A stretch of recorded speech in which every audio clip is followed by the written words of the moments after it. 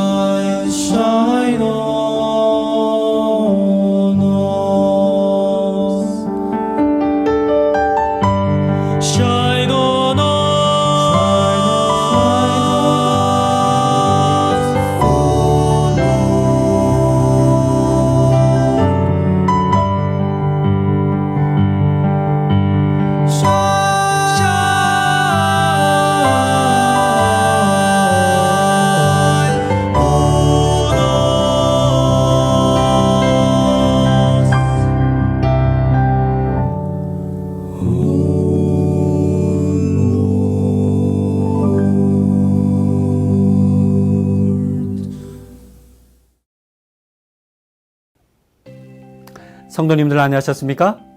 행복한 안식일입니다. 하나님께서 복 주시고 거룩하게 구별하신 이날 안식일에 온라인으로 함께 예배드립니다. 저는 오늘 말씀의 제목을 Send 3949라고 하는 제목으로 말씀을 준비했는데요. 다소 이 제목이 어색하고 도무지 무슨 말인가 의아하게 여기실 분도 있으라 생각됩니다. 창세기 3장 9절에 아담아 내가 어디냐? 그리고 창세기 4장 9절에 가인에게 질문합니다. 내 아우 아벨이 어디 있느냐? 모든 장과 절의 숫자를 나열하면 3949입니다. 오늘 이 두 질문이 비대면이 표준이 되어가는 이 시대에 오히려 이 말씀을 통해서 대면에 오시기 위해서 찾아오신 하나님을 아련하는 예배하는 시간이 되길 간절히 바랍니다.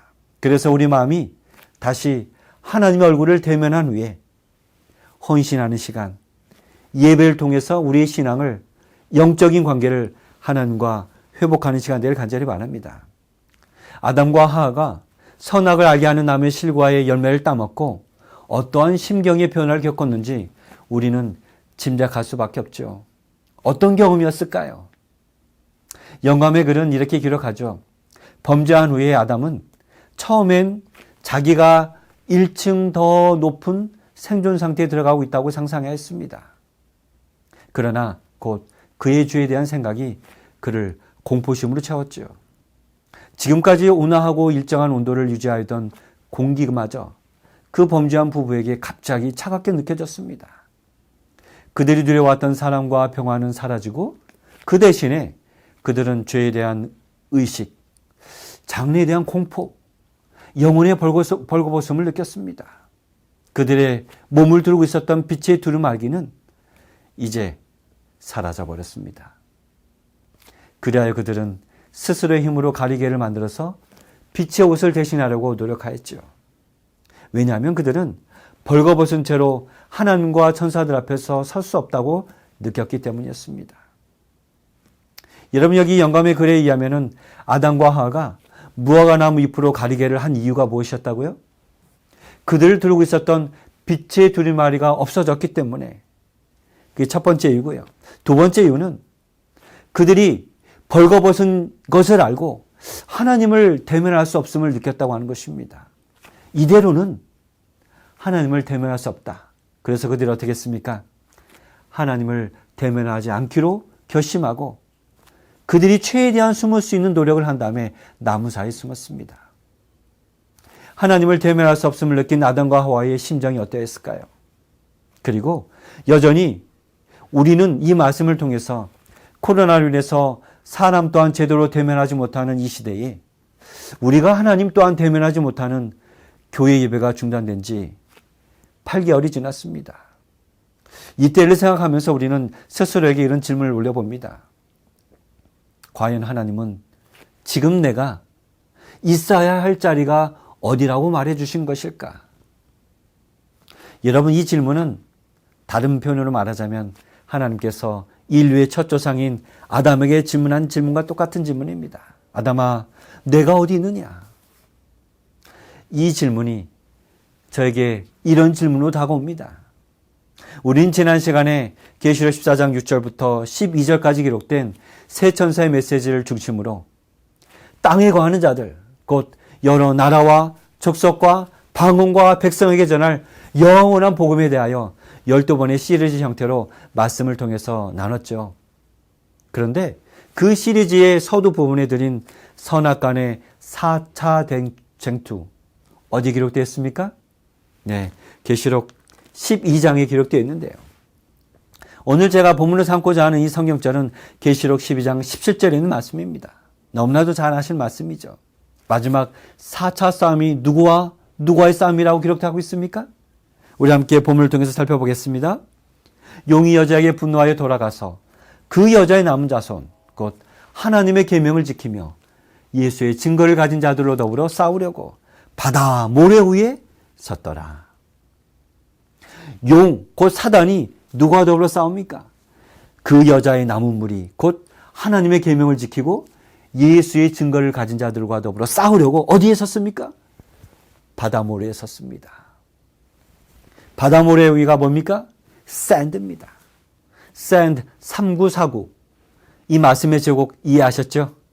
하나님이 오늘 이 말씀을 통해서 우리에게 질문하시는 두 가지 질문을 통해서 우리는 우리가 어디 있어야 될지, 하나님이 우리로 하여금 어디 있어야 한다고 하셨는지 오늘 우리는 계시록 12장 17절에 있는 말씀을 통해서 확인하게 됩니다. 여기 바다 모래는 하나님이 우리가 있어야 할 곳이라고 말씀해 주시는 것이죠. 우리가 있어야 할 곳은 바로 계시록 12장 17절에 하면은 바다 모래입니다. 무엇하기 위해 서 있습니까? 사단과 더불어 싸우려고 전장에 서 있는 것입니다. 여러분 두렵지 않으십니까? 하나님의 백성이 사단과 바다 모래 위에서 전쟁을 벌이기 위해서 서 있다고 한다는 것. 마치 아담이 선악을 알게 한 나무 실과를 따먹고 두려워서 나무 사이에 심은 그 심정. 조금이라도 우리가 이해할 수 있을까요? 하지만 우리는 두려워할 필요가 없습니다. 왜 그럴까요?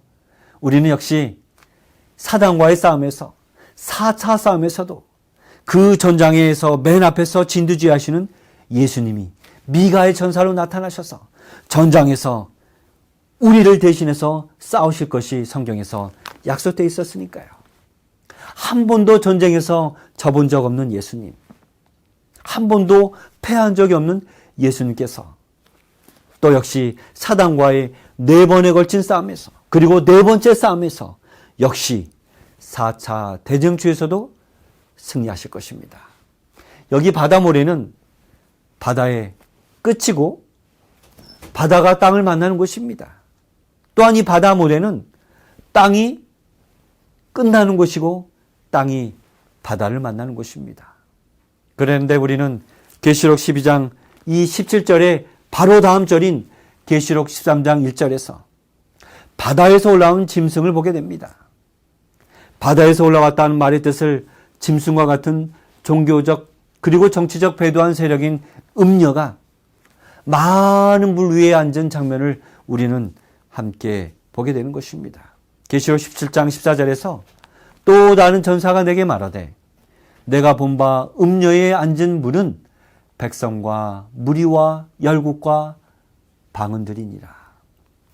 여기 바다라고 하는 말의 뜻의 해석을 계시록 17장에서 해주고 있습니다. 물은 이 땅 백성들을 상징합니다.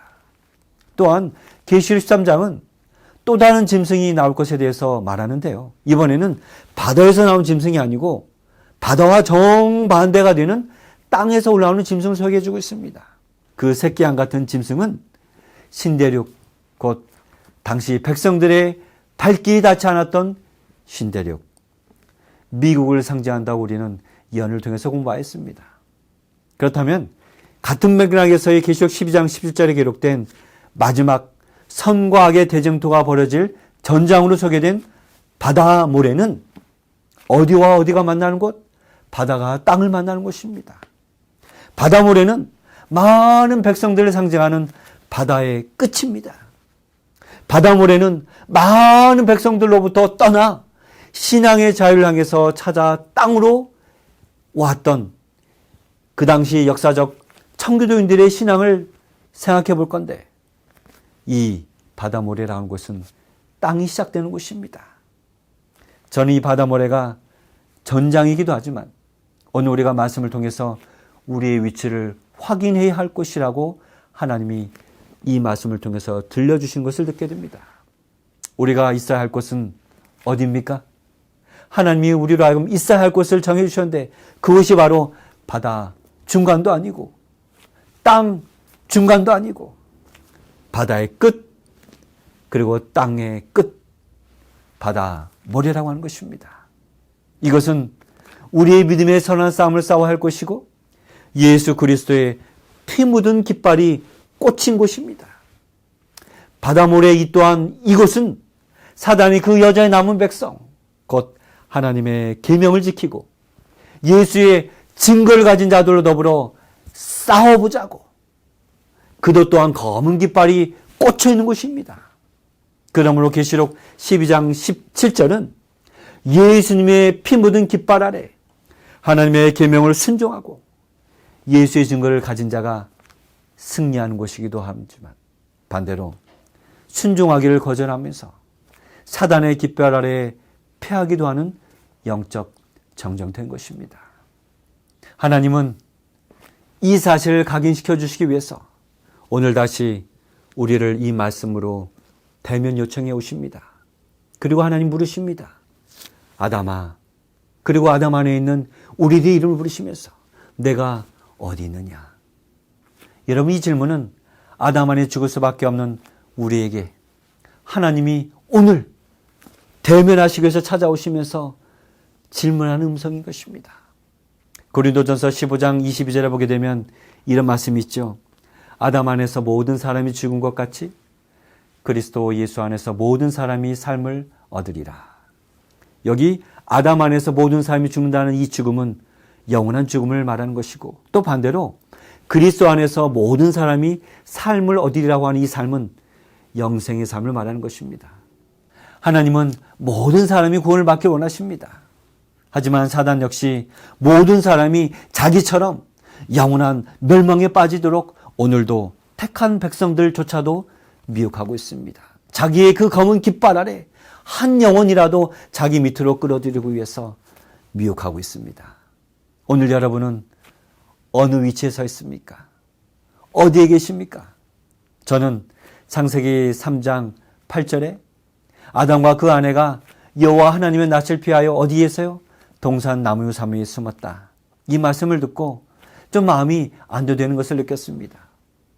비록 여기 성경에 보게 되면 그들이 죄를 짓고 하나님을 비대면하기로 결심한 이후로 인류의 조상은 숨었지만 그들이 숨기 위해서 선택한 곳이 나무 사이였다는 것에 저는 좀 안도하였습니다.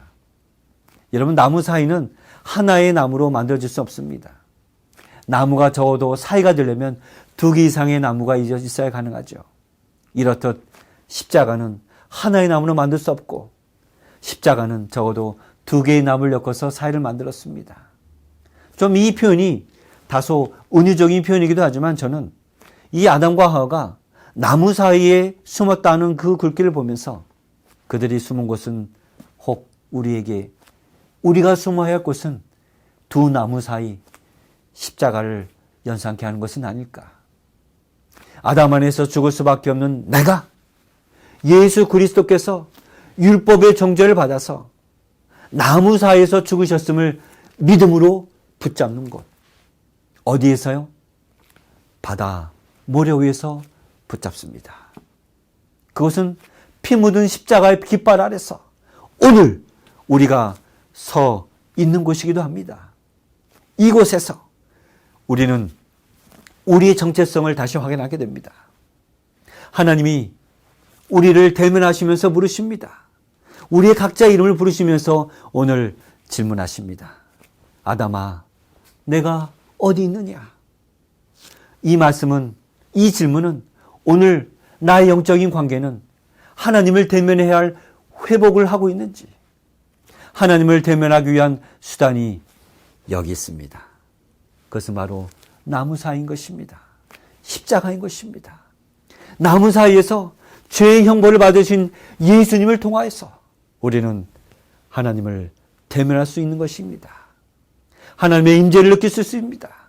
십자가 그늘 밑에서 우리는 두려움과 수치심에 무화과나의 잎을 벗어 던져버리고 평안히 오늘도 이 안식일에 안식할 수 있습니다. 이곳에 우리가 있어야 할 곳입니다. 우리는 바다 모래 위를 벗어나 바다 속으로 뛰어나려고 하는 유혹을 매번 느끼기도 합니다. 마치 세상 사람들의 방식대로, 또 세상 사람들의 문화 속으로, 또 세상 사람들이 하는 것대로, 그들의 생각대로 보통 그렇게 인정받고 살고 싶고, 그렇게 보통 유혹도 받아가면서 살고 싶은 유혹을 받습니다. 하지만 하나님은 오늘 우리가 있어야 할 것을 다시 한번 이 말씀을 통해서 상기시켜 주는 것 같습니다. 너는 바다 모래 위에 서 있어야 할 존재다. 너는 나의 계명과 너를 위해 죽으신 예수를 증거해야 될 존재라고 오늘 말씀을 통해서 말씀해 주는 것 같지 않습니까? 여기에 우리의 정체성을 찾습니다. 내가 싸워서 이겨낼 수 있는 것이 아니라 나 대신 십자가의 깃발 아래 서 있는 이 바다 모래의 전쟁터에서 나를 대신하여 이미 죽으신 그 예수님께서 미가엘 전사로서 바다 모래 전쟁터의 선두에 서서 사단과 싸워 이겨내실 것이라는 것. 전장에 능하신 예수님께서 존귀와 영광과 찬양을 받으시기에 합당하다고 찬양하는 장면을 여러분 생각해 보십시오. 바다 모래는 바다도 아니고 땅도 아닙니다. 두 세계가 공존하는 곳입니다. 두 개의 어쩌면 상반된 가치가 공존하는 곳. 성경에서 말하는 유연적 바다는 물은 우리가 말하는 대로 세상적인 사고방식, 세상 사람들과 함께 어울리는 세상 사회를 말하고 있습니다. 그런데 성경은 우리가 있어야 할 것이 바다 모래, 곧 세상 사회의 끝자락에 있어야 된다고 말하는 것 같습니다. 또한 성경이 말하는 묻힌 땅은 어떻습니까? 우리는 예수님께서 백성들과 사람들이 모이는 그 바다와 같은 곳에서 떠나서 이제 다가올 십자가를 묵상하고 성령의 인도를 받기 위해서 40일 동안 금식 기도하신 그 이야기를 너무나 잘 알고 있습니다.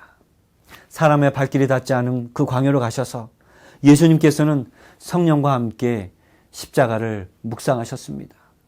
마치 예수님께서 그러하셨듯이 우리도 그러한 영적인 체험의 장소인 그 광야와 같은 곳, 무태서의 경험이 필요하진 않을까요? 우린 지난 4주부터 여러분께서 받으신 개인적 신앙 부흥의 단계라고 하는 책을 헐무트 하우바이 목사님이 쓰신 그 책을 읽고 있습니다.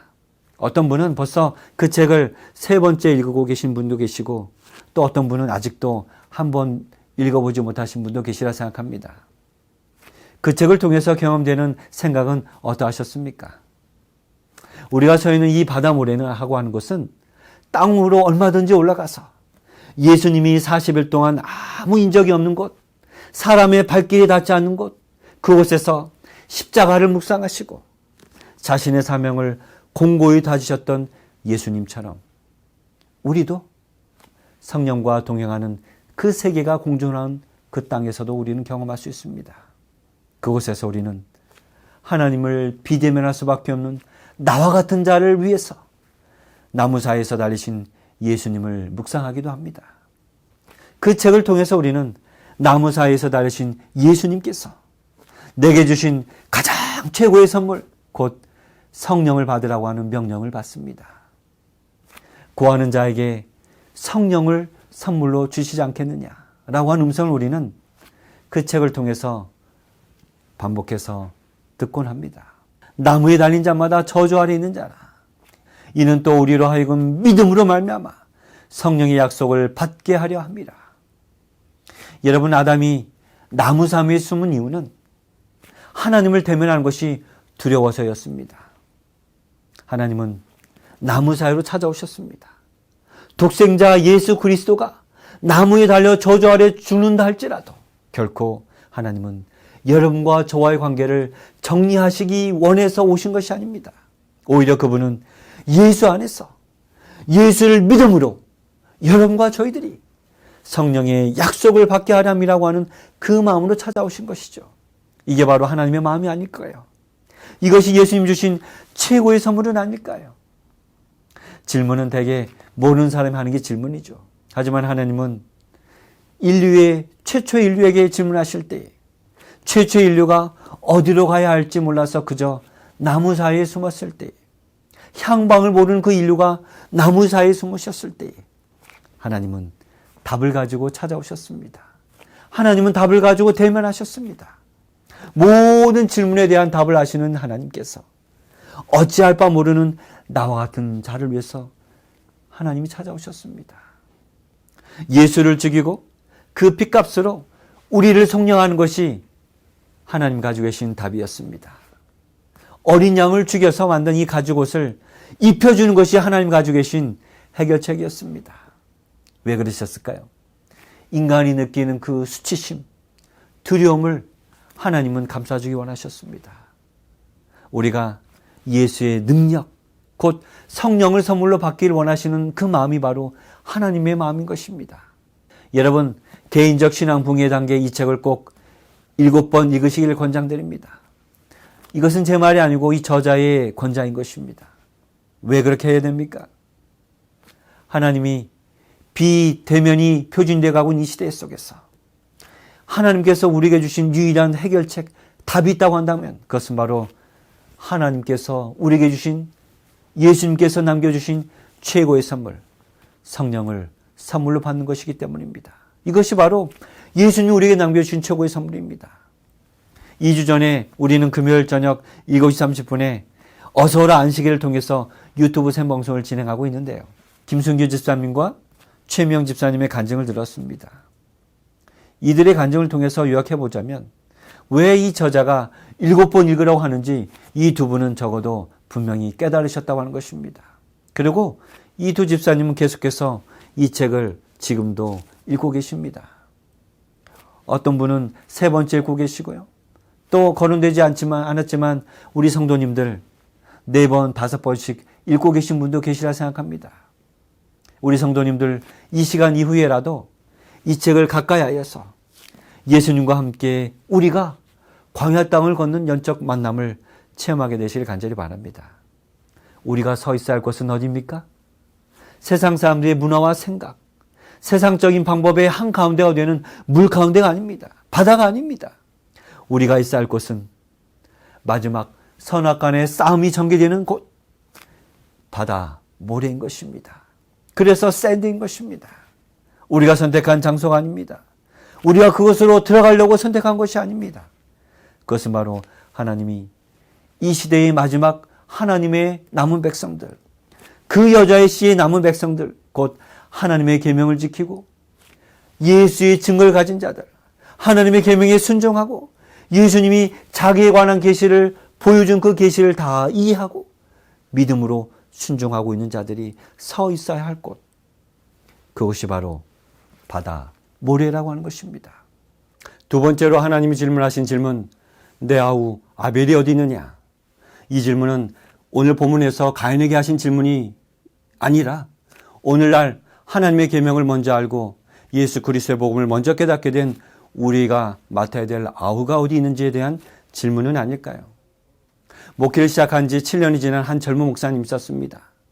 7년 동안 목회를 했었으면 뭔가 개념이 생기고 정립이 될 텐데 이 목사님은 스스로 무능하게 느껴지고 실패의 두려움을 느끼고 있었습니다. 그래서 이 목사님은 전화기를 들었습니다. 누구에게 전화 거는 것일까요? 아버지, 아직도 저는 제 일을 모르겠어요. 목회 소명을 성찰할 수 있는 편지 좀 써주세요. 이 아버지 목사님은 그 전에 이미 목회자에게 많은 도움이 될 수 있는 책을 집필하셨기 때문에 그래 아들아, 내가 써놓은 이 책 좀 읽어보라고 조언했을 것 같은데 이 아버지 목사님 그렇게 하지 않으셨습니다. 그래, 이 아버지가 목회를 성찰할 수 있는 편지를 써달라는 그 아우의 부탁을 받고 흔쾌히 기뻐하면서 내가 써주마. 그리고 이 아버지 목사님은 마치 바울이 젊은 디모데와 디모데에게 쓴 편지 같은 걸작을 내놓는 부담은 아니었지만 아들의 목회를 성찰할 수 있는 편지를 써내려갑니다. 이 아들과 아버지는 그 편지서를 디모데 서신이라고 불렀다고 합니다. 여러분, 이 아들과 이 아버지가 누군지 아십니까? 여러분께서 잘 아시는 아버지는 바로 유진 피터스 목사님이시고 아들은 에릭 피터스 목사님이셨습니다. 아버지는 아들에게 장작 37편의 감동적 목회 서신을 기록했는데요. 그 편지로 기록한 이 편지가 바로 젊은 목사에게 보내는 편지라는 책입니다. 저는 이 책이 아직 다 출간되지 않았기 때문에 30부분을 좀씩 읽어보게 되었습니다. 그런데 그 30부분에 이런 말이 있고 제가 마음을 콕 찌르는 것 같아서 함께 나누기 원합니다. 나는 목사가 할 수 있는 가장 위대한 일은 사람들을 존엄하게 대하는 것이다 라는 말을 가슴에 새겼다. 우리 문화에서는 교회 안에서든 밖에서든 사람을 존귀한 영으로 대하는 이들이 사실상 전무하다.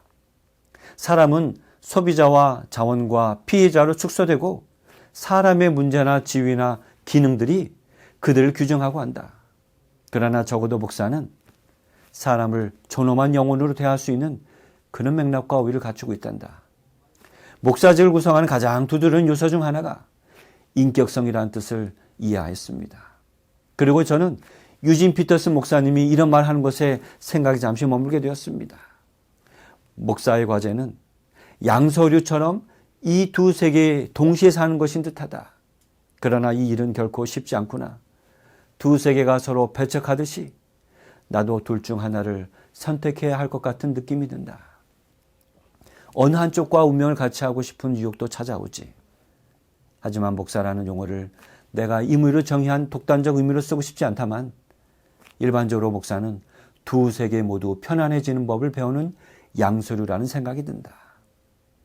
저는 방금 읽은 이 두 문구 중에서 인격성이란 말과 양서류라는 표현에 잠시 생각이 멈추게 되었습니다. 두 세계에 사는 양서류와 같은 존재의 삶은 어떤 삶일까? 그리고 두 세계에 사는 존재가 든든하게 보여줘야 할 인격성은 바로 어떤 모습일까? 우리는 이 두 질문에 대해서 이미 정해놓은 답을 알고 있습니다. 양서류는 개구리나 두꺼비와 같은 동물을 말하고 있죠. 어류와 파충류의 어떤 중간 상태에 있고 물속에서 태어나서 그리고 성장하면 육지로 나오는 동물을 양서류라고 합니다. 여러분, 양서류는 어릴 때는 이 아가미로 수중호흡을 합니다. 물에서 삽니다.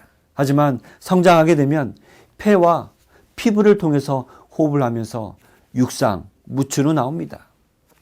한마디로 말해서 두 세계에 산다고 하는 의미를 보여주기 때문에 그 동물을 마치 양서류라고 표현하고 있습니다.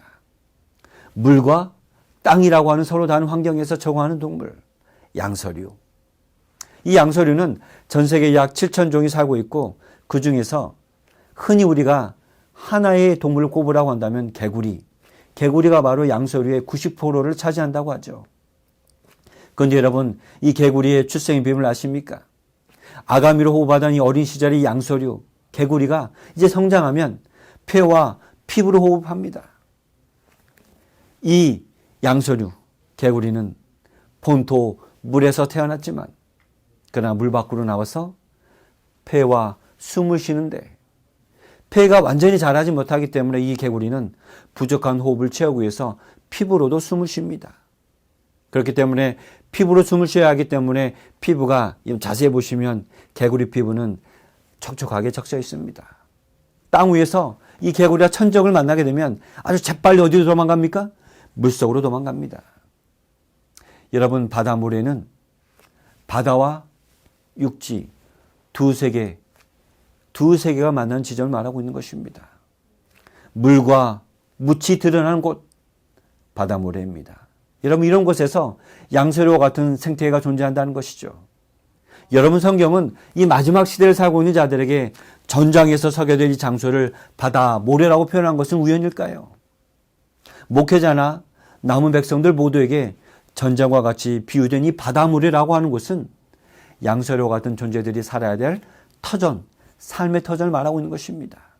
이 전장은 남은 무리들의 정체성을 드러내고 그리고 세상 사람들과 섞유돼 세상과 짝하지 않고 항상 무치로 물 밖으로 나올 수 있는 대비 제사를 나타내는 곳, 그것이 바로 바다모래라고 생각하게 되었습니다.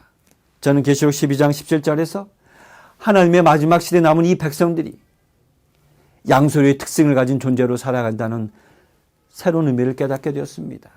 양서류가 어디에 삽니까? 바다와 육지를 넘나들면서 살아갑니다.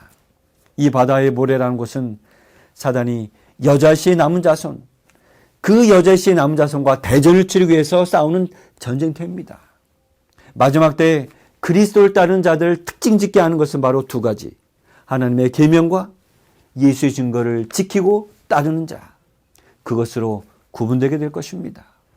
온 하나님의 계명과 예수의 증거를 가지지 않고 따르지 않는 자들은 결국 사단과 사단의 동맹체들에게 그들의 충성심을 발휘할 것입니다. 하지만 하나님께서는 이 마지막 때에 당신의 계명을 지키고 이 연의 선물을 통한 예수의 증거를 가지고 그분에게 아낌없는 충성과 순종을 드리게 될 이 한 백성을 가지고 계심을 여기 성경 본문은 말씀하고 계십니다.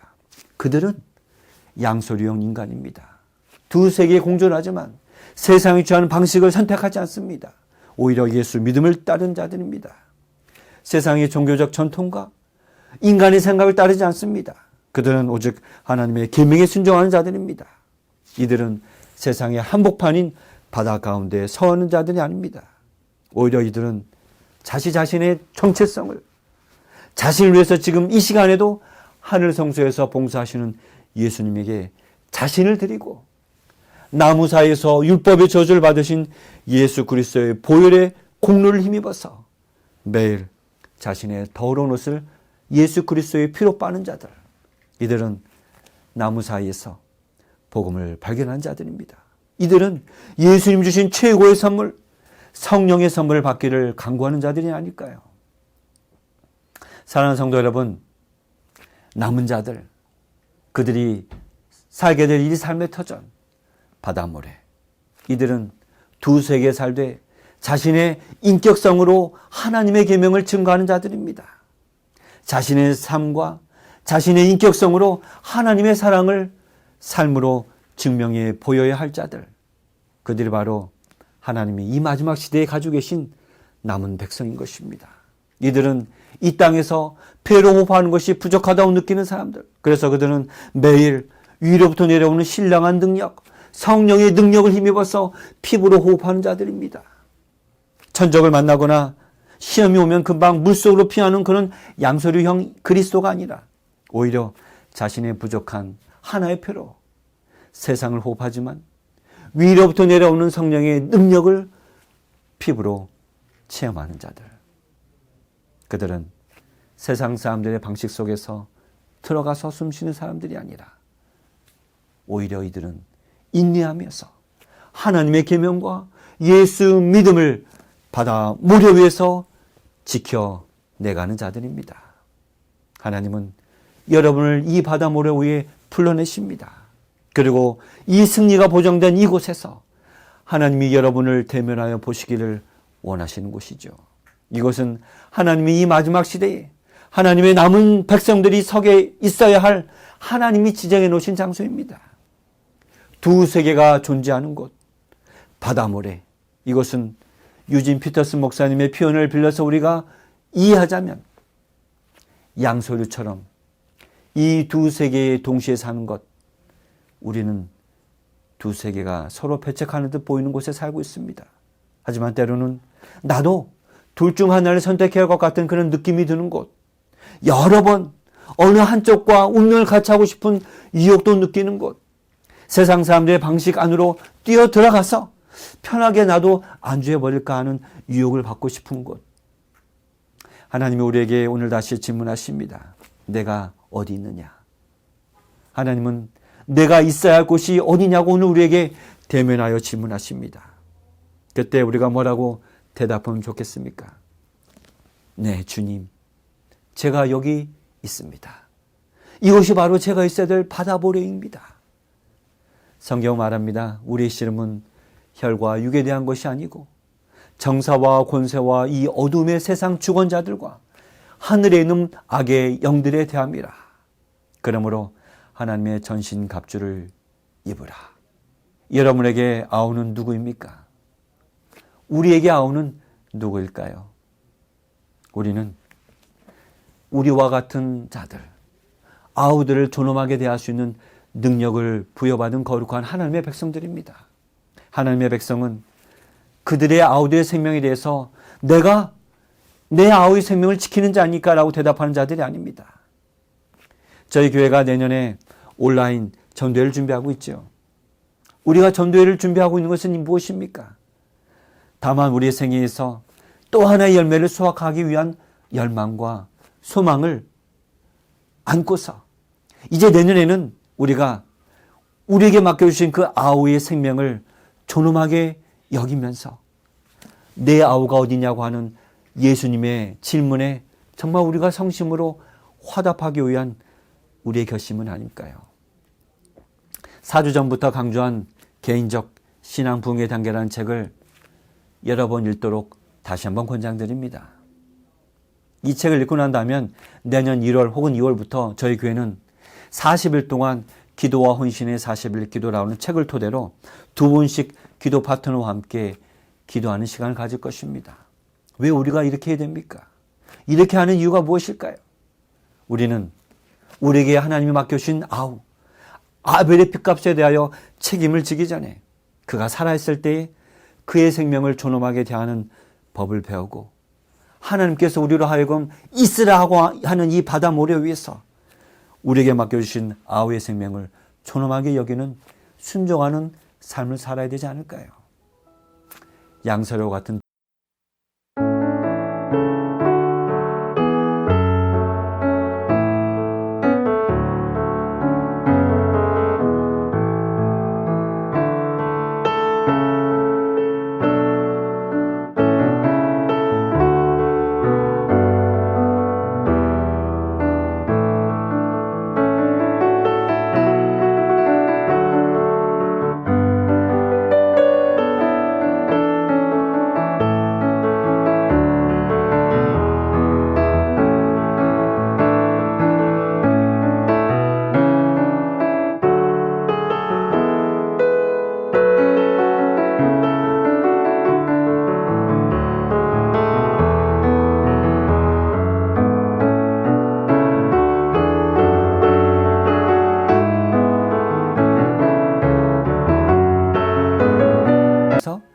말씀을 마치겠습니다.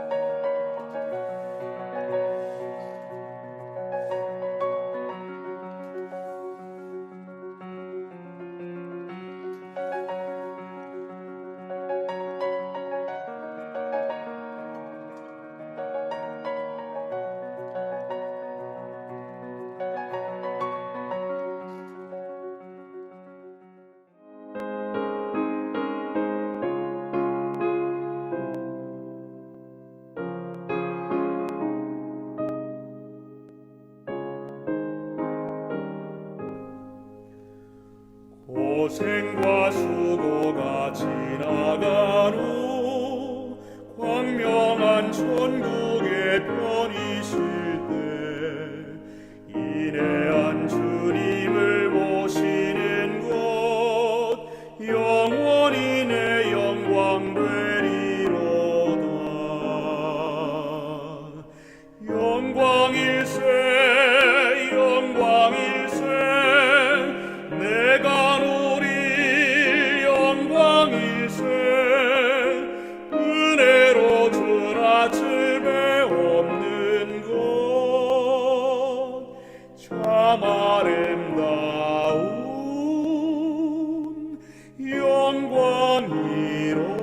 영광이로다. 주께서 한없는 은혜로서 천국에 거할 곳 내게 줄 거기서 주나침에 없는 곳 영원히 내 영광 되리로다. 영광일세 영광일세 내가 누릴 영광일세 은혜로 주나침에 없는 것 참 아름다운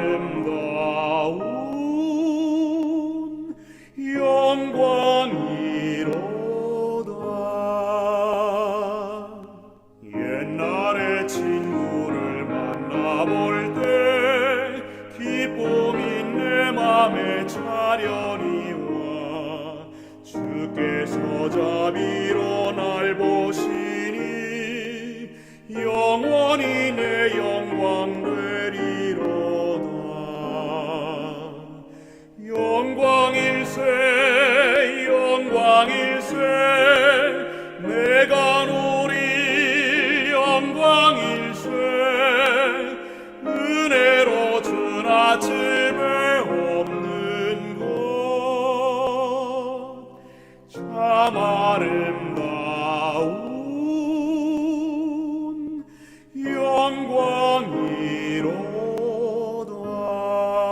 영광이로다.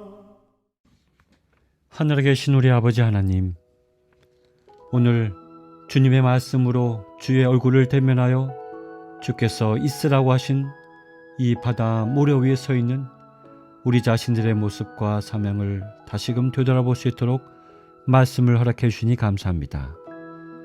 두세계 사는 양서류처럼 바다 모래 위에 있어야 하는 이 사명을 지닌 저희 모두가 성령의 능력으로 호흡하고 주께서 돌보라고 명하신 우리들의 아우들의 생명을 존엄하게 대할 수 있는 자로 성장하도록 인도하여 주시옵소서. 우리의 믿음으로 삶으로 드러내는 그 인격성이 예수님을 드러내는 한 주간이 되도록 도와주시고 인내로 세상의 사고방식 속으로 빠져들어가고픈 유혹을 받더라도 하나님의 말씀과 예수 믿음으로 견디며 살아가는 한 주가 되도록 축복 내려 주시옵소서. 예수님의 이름으로 감사하며 기도드리옵나이다. 아멘.